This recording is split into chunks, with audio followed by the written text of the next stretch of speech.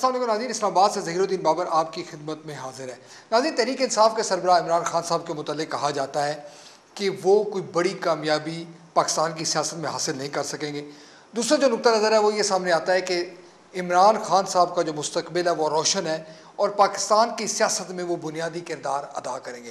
اگر ہم اس کو دیکھیں تو یہ دو واضح انتہا سامنے نظر آتی ہیں۔ ایک نقطہ نظر یہ ہے کہ عمران خان صاحب بالکل کامیاب نہیں ہوں گے، جبکہ دوسرا نقطہ نظر یہ ہے کہ عمران خان صاحب کا مستقبل ہے اور لوگ جو ہے دو بڑی سیاسی جماعتوں سے اکتا چکے ہیں اور ان دو سیاسی جماعتوں کا کوئی مستقبل نہیں ہے۔ تحریک انصاف اس تمام صورتحال پر کیا نقطہ نظر رکھتی ہے؟ اور تحریک انصاف کے وہ لوگ جو خاصی سوچ و بچار کر رہے ہیں کہ عمران خان صاحب ایک بڑے قد کاٹ کی حیثیت سے سامنے آئیں اور عمران خان صاحب کا جو مستقبل ہے وہ روشن ہو اور اس کو روشن بنانے کے لیے تمام اقدامات کیے جائیں، وہ اس حوالے سے کیا نقطہ نظر رکھتے ہیں؟ اس پر گفتگو کرنے کے لیے آج ہم نے اپنے پروگرام میں ذمہ دی ہے تحریک انصاف کے سیکرٹری پولیٹیکل افیئرز غلام اکبر صاحب۔ غلام اکبر صاحب، ویلکم ٹو آور شو۔ غلام اکبر صاحب، یہ بتائیں کہ ہم یہ دیکھتے ہیں کہ دو انتہائیں ہمیں نظر آتی ہیں، بالخصوص جو عوام جو چاہتے ہیں عوام عمران خان صاحب کو، یہ کہنا ہے کہ مستقبل عمران خان صاحب کا ہے، جبکہ جو سیاسی تجزیہ کار ہیں، جو سیاسی دانشور ہیں، جو میچور پولیٹیشین ہیں، وہ کہتے ہیں جی خان صاحب کا کوئی مستقبل نہیں ہے اور خان صاحب کو بڑی کامیابی ہمیں جو ہے وہ نہیں دلا سکیں گے پاکستان کے سیاسی نظام کے حوالے سے۔ آپ کیا کہیں گے کہ کون سے نقطہ نظر میں آپ کو وزن نظر آتا ہے؟ دیکھیے، میں پہلے ون لائن جواب دوں گا دونوں سوالوں کا۔ جو لوگ یہ سوچتے ہیں کہ عمران خان کا کوئی مستقبل نہیں ہے، یہ وہ لوگ ہیں جو اسٹیٹس کو ہمیشہ قائم رکھنا چاہتے ہیں۔ یہ ان کی خواہش ہے، اس کا حقیقت سے کوئی تعلق نہیں ہے۔ جو لوگ یہ سوچتے ہیں کہ عمران خان ہی مستقبل ہیں، یہ وہ لوگ ہیں جو اسٹیٹس کو سے نکلنا چاہتے ہیں اور جن کا خیال ہے کہ اگر پاکستان میں تبدیلی نہ آئی تو جو حالات جس طرف جا رہے ہیں وہ تباہی کا راستہ ہے، اور کھائی جو ہے جہاں ایسی قومیں ایسے حالات میں گرتی ہیں وہ ہم سے بہت زیادہ دور نہیں ہیں۔ اب ایک دھکا کوئی ہمارا دشمن دے دے تو ہم اس میں گر جائیں گے۔ تو ظاہر ہے کہ ایک وہ ڈیلیورنس، ایک نجات کا تصور جو ہے وہ ہمیشہ محروم قوموں کے ساتھ ہمیشہ ان کے خوابوں میں بھی رہا ہے، اور اس نجات کے تصور نے ہی محمد علی جناح کو جنم دیا تھا پچھلی صدی کے آغاز میں۔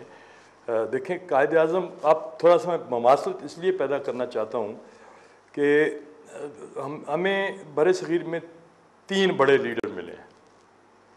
سب سے پہلے علامہ اقبال آئے جنہوں نے ایک فکر اور سوچ دی، میں ان کو برِ صغیر کی کا سب سے پہلا اور بڑا لیڈر مانتا ہوں۔ حالانکہ وہ سیاست میں کبھی براہ راست نہیں آئے، لیکن انہوں نے سیاسی رہنمائی کی جس کے نتیجے میں محمد علی جناح نے مسلم لیگ کی قیادت سنبھالی۔ دوسرے بڑے لیڈر محمد علی جناح تھے جنہیں ہم قائد اعظم کا نام ہم نے دیا۔ وہ کسی الیکشن کی پیداوار نہیں تھے، وہ کسی سیاسی پروسیس کی بھی پیداوار نہیں تھے، وہ قدرت کی طرف سے میں سمجھتا ہوں کہ برِ صغیر کے مسلمانوں کو ان کے خوابوں کی تکمیل کی یہ ایک عطیہ ملا تھا۔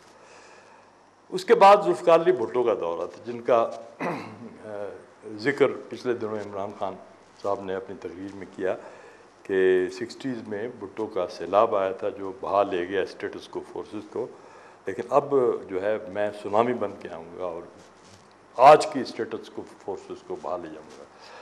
اب بھٹو صاحب بھی جب آئے تھے، میں اس کا عینی شاید اس لیے ہوں کہ اس وقت میں مشرق کا ایڈیٹر تھا جب بھٹو کی تحریک شروع ہوئی تھی، پھر میں نے ریزائن کیا تو میں نے اپنی آنکھوں سے ان کا ابتدائی دور دیکھا ہے۔ کوئی بھی شخص سیریسلی ذوالفقار علی بھٹو کو لینے کے لیے تیار نہیں تھا۔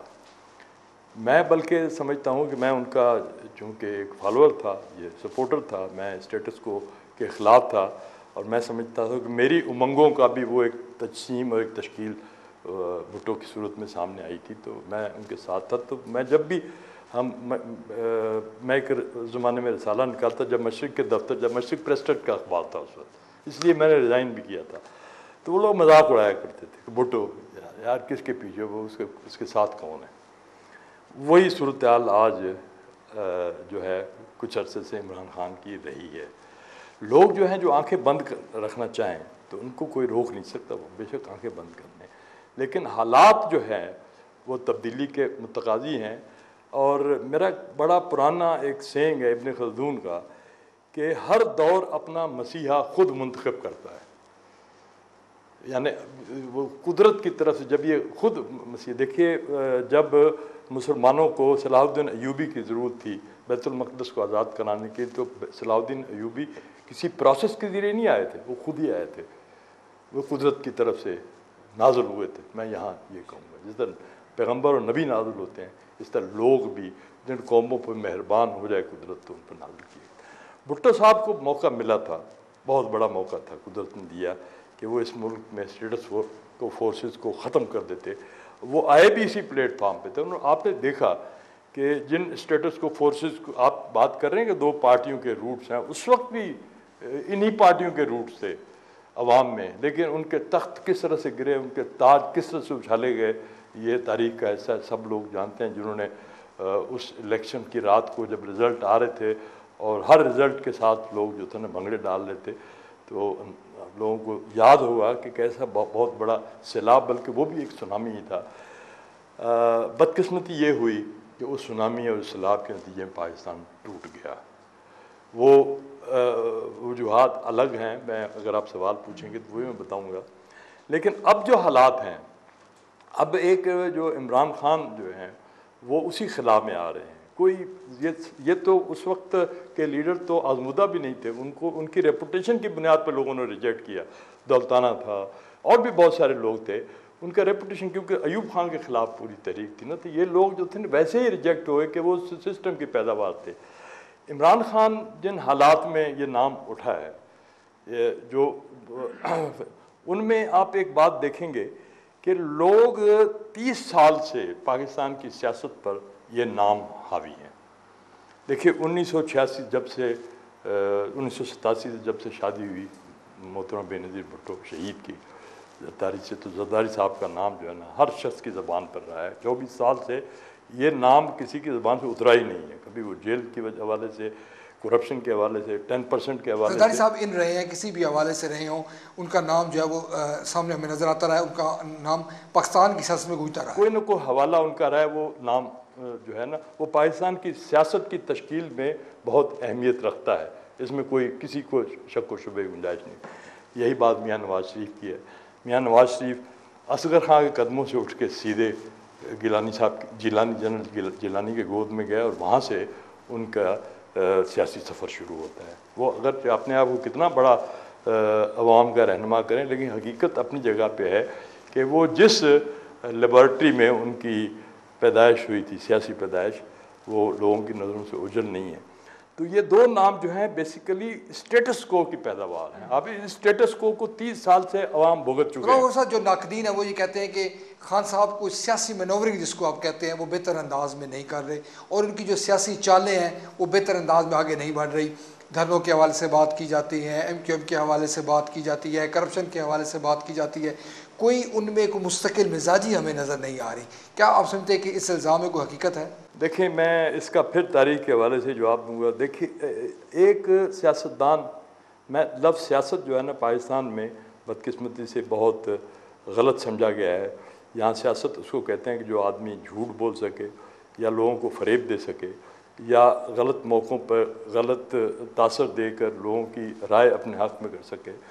میں سمجھتا ہوں کہ لیڈر بنیادی طور پر بڑا سیاستدان وہ ہوتا ہے جو اگر برائی اسے کہیں بھی نظر آتی ہے اور لوگ برائی کے ساتھ ہوں تو وہ برائی کے خلاف ڈٹ کر کھڑا ہو جائے، لوگوں کی پرواہ نہ کرے۔ یہ بیسیکلی جہاں تک سوچ کا تعلق ہے، آپ یہ کہتے ہیں کہ اس میں ثابت قدمی نہیں ہے۔ دیکھیں محمد علی جناح 1913 میں دو سیاسی جماعتوں کے لیڈر تھے، ایک مسلم لیگ کے بھی تھے اور کانگریس کے بھی تھے۔ یہ ایک بڑا یونیک انسیڈنٹ ہے۔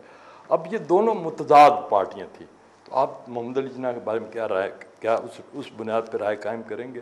دیکھیے آپ کا جو سفر ہوتا ہے اس میں کئی منزلیں ایسی آتی ہیں جو آپ کی حقیقی منزل نہیں ہوتی۔